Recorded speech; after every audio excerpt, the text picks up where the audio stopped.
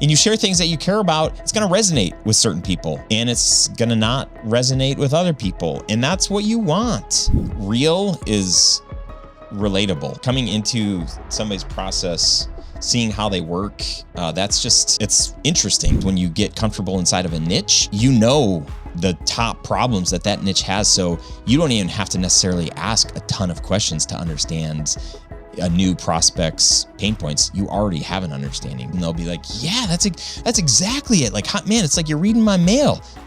On episode 487 of the podcast, we talk about why your best marketing copy is already living in your clients' mouths, not your head. How to stop pitching people you barely know and start asking the questions that actually land projects, and then the real reason most video business owners can't explain what they do, and the fix that doesn't require a complete rebrand. What's up, my friend? Hey, welcome to the Grow Your Video Business Podcast. This is the show where I help you build a video business that actually pays you what you're worth without 80-hour weeks and allowing you to live a more fulfilling life with like sleep and healthy relationships and healthy, just all the things. Listen to this show and it'll change your life. That's the new tagline. I tease, I kid. I'm thankful that you're here, and I do believe in the mission of this show. I think that if you copied all the things that I've done in my business, you probably wouldn't be happy, because this is like my story, my perspective, my journey. But I do hope that from my journey, you can take some things that will help you to not have to work so stinking hard. I'm not against hard work, but to not work harder than you need to. The phrase work smarter, not harder. So I hope that in my failures and in my encouragement and in my successes, you can say, ooh, I should try that, or, oh man, I should avoid that, or something in my gut has been telling me I need to do something. And this story that Ryan shared, or his guest, or whatever, I think this is the thing. And I look at my business as a total experiment. There's not one thing that I can point to that would say like, this is the one thing. And maybe I'd say that sometimes, but it's more just out of passion and excitement in the moment. And if you follow along this show, you probably have heard me get excited about different things. I get excited about a lot of things. I'm very excitable. I'm just an excitable person.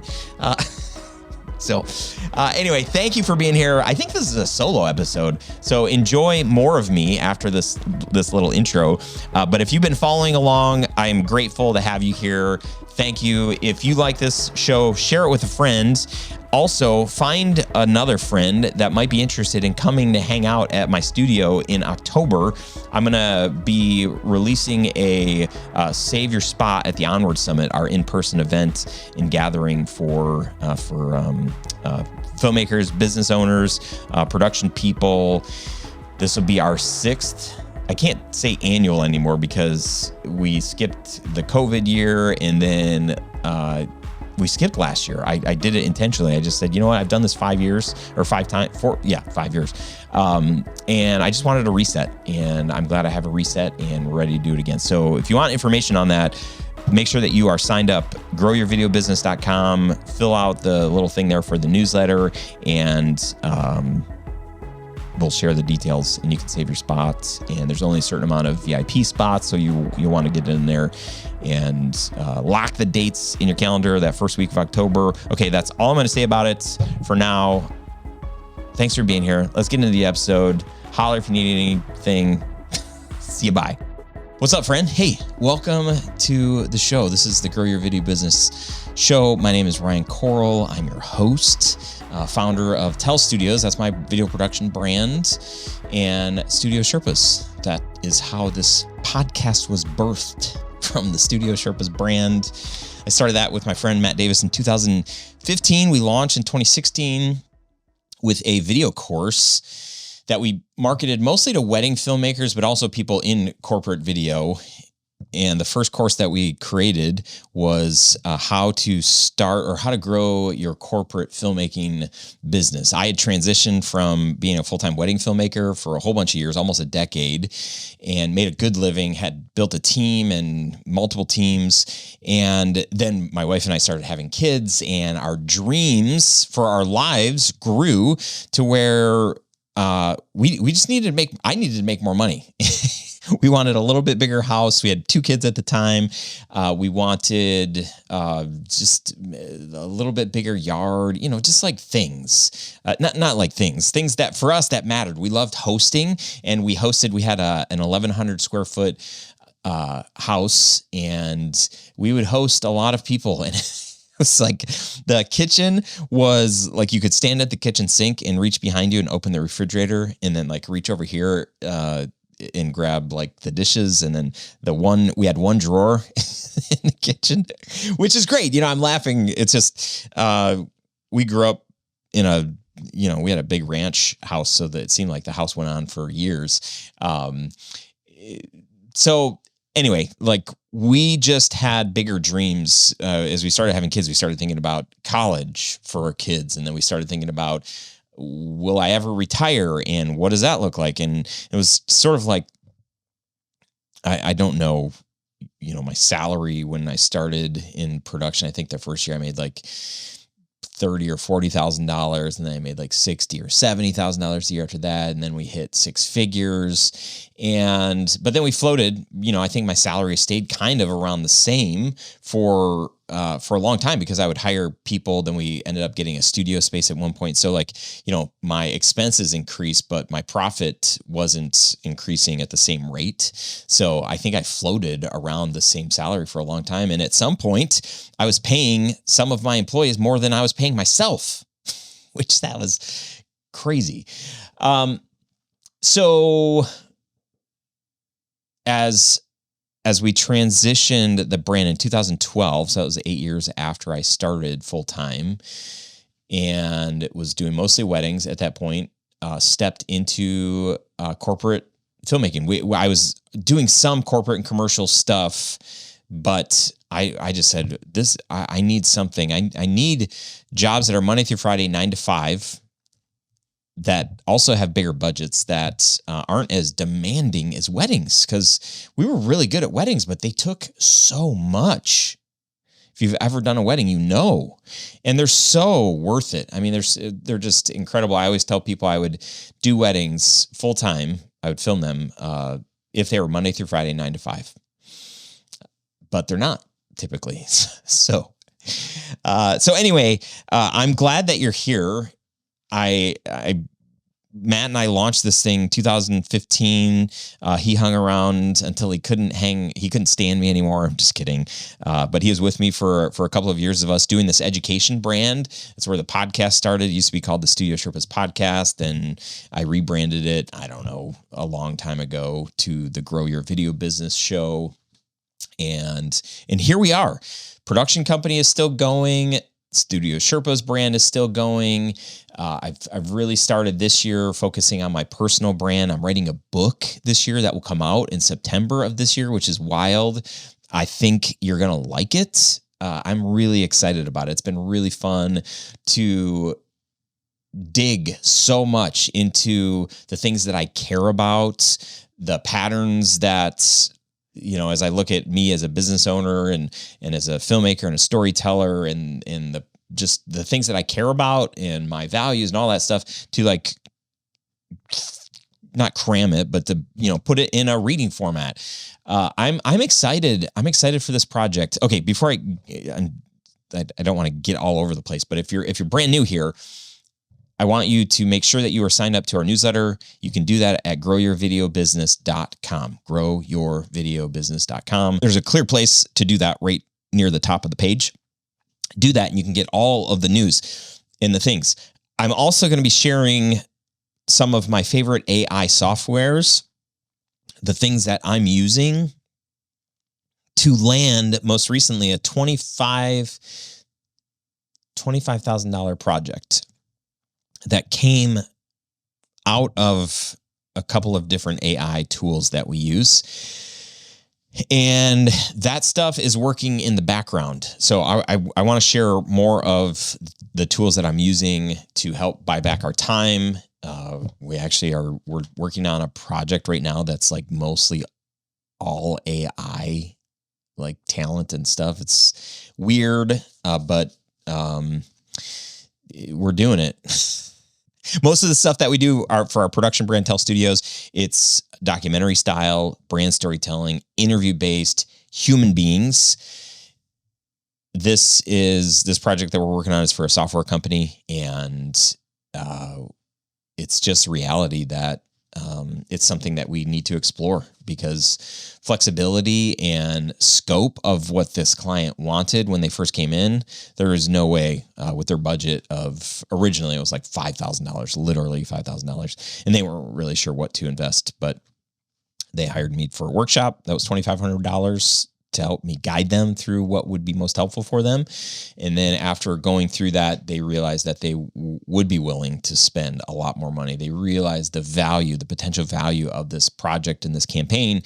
And so the client said, we'll spend no more than $20,000. When I presented them the 3 different options based on our workshop, they landed on the middle package that was more than $20,000. So I want to share my, like my AI, not deck, but like AI software list, the tools that I'm using. So in order to do that, I think I can get this to work. If you go to, let's just do this, studiosherpas.com/AI. I think whatever I've got there is probably needs a refresh. So by the time you go there, it'll be all of the newer stuff. You'll probably need to plug in your email to get access to it, but do that. Trade me your email address for the tools that I'm using, the AI stuff that I'm using to help buy back time, do more than me and or my team can do without do more than we could on our own. Sometimes smarter. Anyway, check that out. Thank you for listening to that.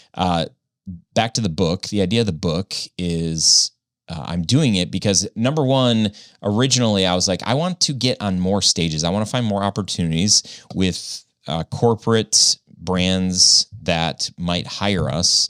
And knowing that if I can get on a stage, if you've never been on a stage, whether that's in front of your local chamber of commerce or at a bigger association or an event retreat or something like that, if you can get on a stage, maybe it's not actually a stage, maybe it's just like the front of the conference room or something like that, and share what you do and why you do it with people that could potentially hire you, oh man, it is just one of the quickest, easiest ways to build trust and to get people to want to hire you. So in my mind, knowing I have a bunch of friends that speak for a living, that write books, and they do all the things. And I have been encouraged multiple times to write a book that I will get these opportunities and that people will hire our production studio, because as silly as it is, people will be like, oh, well, this guy's written a book. He must know what he's talking about, which is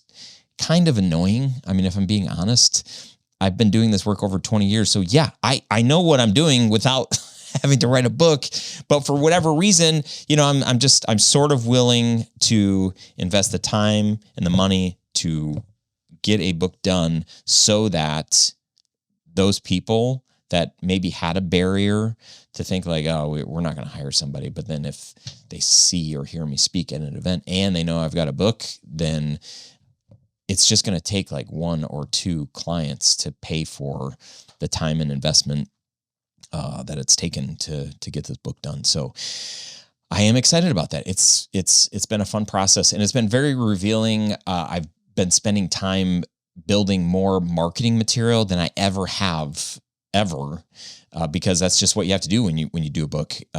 We've had a framework, we call it our Tell framework. Tell Studios is the name of our production company. We've had this framework for a year and a half, maybe 2 years at most. And to be able to put that framework in a book and to think through, like, are there other frameworks or ways that we go about doing business So it's really forcing a lot of the things that have been stuck up in my head, or we've created different like video packages, or the way that we do our workshop, we do it a certain way. And so, everything's kind of parsed out in different areas, but to bring all of that stuff into a space that helps people understand how video can help them and how we do it. And it's probably very similar to ways that other people do it. But when you use your own language and you share your own stories and you talk about your own passion, your own why, it makes sense to the people that is going to make sense to. Does that make sense? Your vibe draws your tribe, your vibe. Yeah. So basically, when you speak and you share things that you care about, it's going to resonate with certain people. And it's going to not resonate with other people. And that's what you want. You've heard me say that before. You've heard my guests on this show talk about that.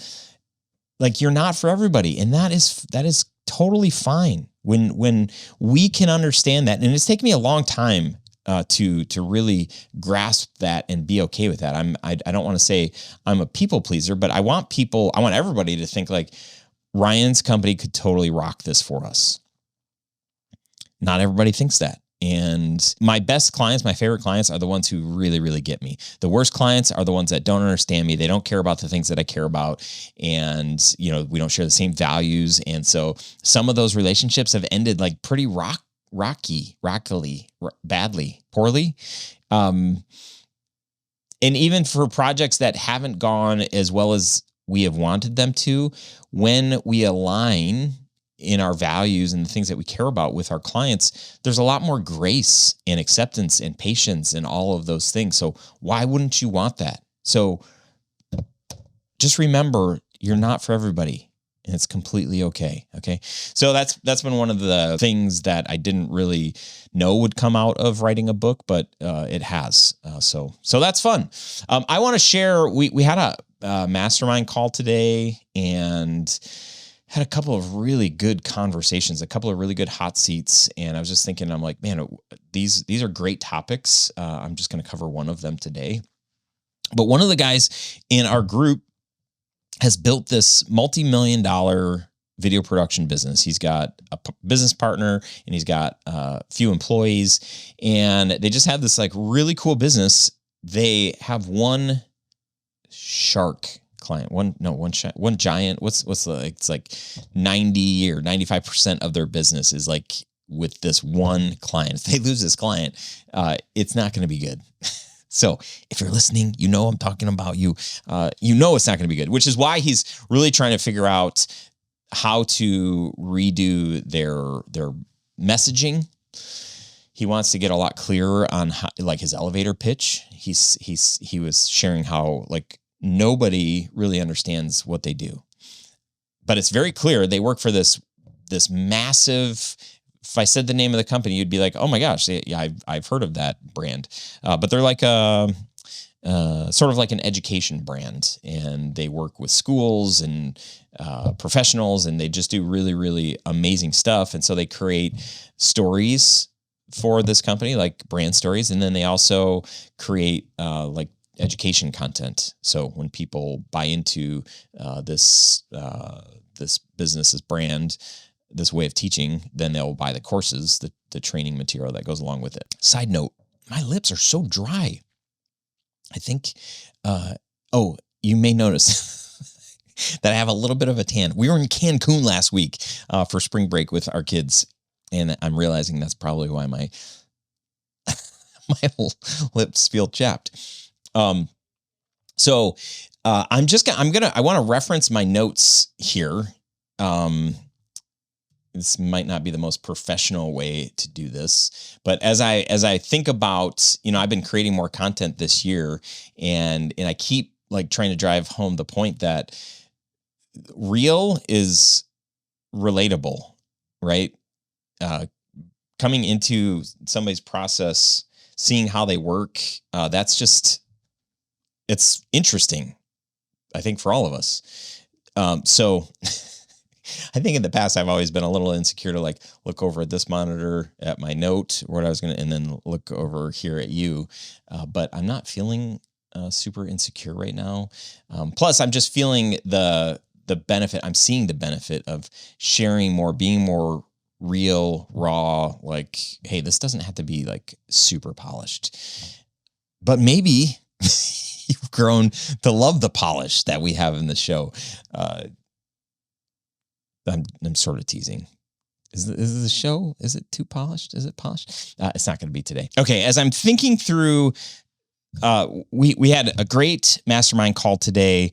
We had two hot seats. Typically we do a hot seat each week. And, the first hot seat, I'm not going to use names because is that bad? I should have just asked them beforehand.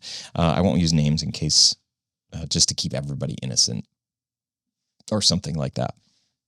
So person A, exhibit A, John Doe, he was talking about like all of the things that he's doing in his business. And I was so proud of the clarity that he has on, who he's trying to reach out to, how much he's posting on LinkedIn, how many calls he's trying to make, cold calls like each week. And he's doing a lot of outbound work, which most of us would say like, I don't do any outbound, or I rarely do. Most of us we're like, it's hope marketing. We hope that people find us. We hope that people hire us. So he was frustrated because he's like, I'm sending proposals to these people and then they're ghosting me. So I've, reached out to all these people. I'm excited about it. He's like, then I talked to my wife and I share her, hey, I had a good meeting with this person today. I met this person, and she's like, not excited. She's like, well, when are they going to sign a contract? When do we? And I was like, oh yeah, I can relate. My wife is the same way, where I'm just like, oh, I had a great meeting. She's like, how much money are we going to make?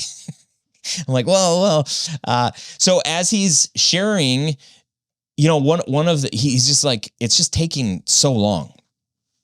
And we talked about how there's two different types of opportunities out there. One opportunity is like when you're meeting people and just saying like, hey, I do video, I'm in town, like let's meet. And if somebody takes you up on that meeting, the point of that meeting is not to pitch them. In my opinion, I mean, you do you, boo, like whatever you need to do. But my hope in that conversation is to really understand more about their business and to understand what's frustrating. I'll ask them, have you guys ever done video, and has it worked? Has it not worked? Why haven't you done video? Tell me more about your problems. What problems you have in marketing? What problems you have when hiring new employees? The more you know, the more you dig in and really let them articulate what their pain points are, the easier it is to serve them in the long run. You may ask so many questions and then realize like, I don't think that video is the right thing for them. I remember that happened to me. I was working with this guy. He paid me to do a workshop because he wanted to do video. And at the end of the workshop, I was like, you don't need video. You just need to do a podcast. This was this is 8 years ago, maybe 9. I was like, you just need to do a podcast. People just need to hear you and eventually make that video. And eventually you can do videos outside of just podcasts. So my point is, this guy was trying to pitch these people like shortly after meeting with them, thinking like, oh, we have these packages, we do this thing. He's like, and they're ghosting me. I'm like, bro, they're ghosting you because they never reached out. They didn't have a problem that they were saying would be solved by video. And even if they did, you're not asking them enough questions, because if you ask them the right kinds of questions in a meeting and then you have a solution for them, they should be interested, versus like just saying like, hey, you should hire us because I believe that video will be good for you. It's like, yeah, but how do you know that? And what you should be able to say is, well, based on our conversation, based on the things that you said, you said that you guys didn't have enough leads and you don't have enough time to try to get new leads, and you're not using or utilizing ads in any way to find a new audience. And, the list could go on. Like if you could say like 6, 7, 8 things that are all related to the one big pain point that they have, and say, here's how video can solve that problem. That's helpful. That's service. And that's not salesy. That's you really understanding their business. What's really fun is when you get comfortable inside of a niche, the top problems that niche has. So you don't even have to necessarily ask a ton of questions to understand, a new prospect's pain points, you already have an understanding, but you can seem like an expert as you talk around some of those pain points for that person. They'll be like, yeah, that's exactly it. Like, man, it's like you're reading my mail, man. That's when you can really show up for a potential client and really be seen as the expert. So anyway, we just encourage this guy, ask better questions, ask more questions, ask deeper questions, try to understand their pain point. And then the other kind of, what did I say? Like the other kind of potential clients or conversation is one where people are reaching out to you and saying, hey, I'm interested in video. So when those people reach out to you, like they might already have an idea of what the solution could be. And so it's your job still in that conversation to ask them about what the current pain points are, but then find out, are there any other pain points? Are there things that they might not be considering? Because if you can have an even bigger and greater case for the value of how video can help them, that's going to be an easier yes. And then when you're following up with them, hey, remember we talked, these are the pain points, these are the things. And if they're ghosting you at that point, I mean, we have a system, we send out a certain number of emails after a discovery call, and it's always in service to the client. Like we're not trying to sell them something that we don't think that they need, but again, based on our conversation, that's what I'll say, based on our conversation, based on the things that you shared in our call, this sounds like this kind of project, this kind of thing, this can support you, this can help you.